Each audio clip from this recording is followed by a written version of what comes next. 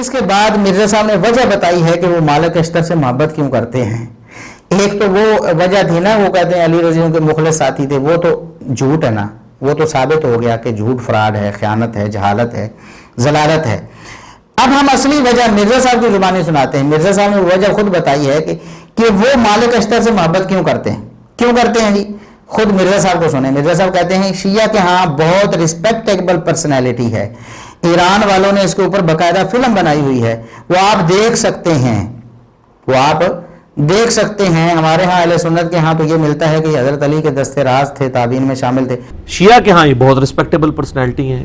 شیعہ نے ان کے اوپر باقاعدہ ایران والوں نے فلم بنائی ہوئی ہے مالک اشتر کے اوپر، ان کی زندگی فلم آئی ہے، وہ آپ دیکھ سکتے ہیں. تو ہمارے ہاں تو یہ ہے کہ اہل سنت کے ہاں یہ ملتا ہے کہ حضرت علی کے دستے راز تھے، تابعین میں شامل ہیں.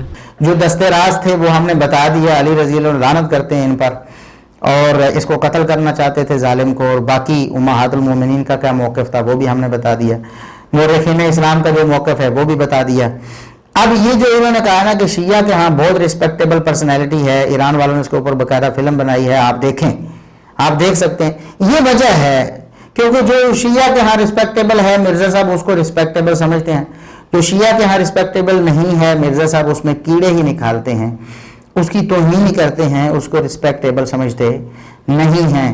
وہ چاہے ابوبکر و عمر رضی اللہ عنہما ہوں تو سیدنا علی رضی اللہ عنہ کی شان میں غلو کر کے ان سے بھی آگے لے جانے کے لیے مرزا صاحب نے کوششیں کی ہوئی ہیں. آپ دیکھ سکتے ہیں رافضیت ان کی کھل کے سامنے آئی ہوئی ہے. جب حضرت علی رضی اللہ عنہ کو سیدنا ابوبکر و عمر رضی اللہ عنہما سے فضیلت دیں گے تو یہ ان کی توہین ہے نا.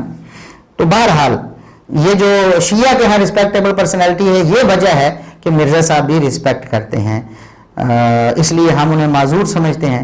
شیعہ جس کی رسپیکٹ کرتے ہوں گے مرزا صاحب کی مجبوری ہے کہ وہ اس کی رسپیکٹ کریں گے.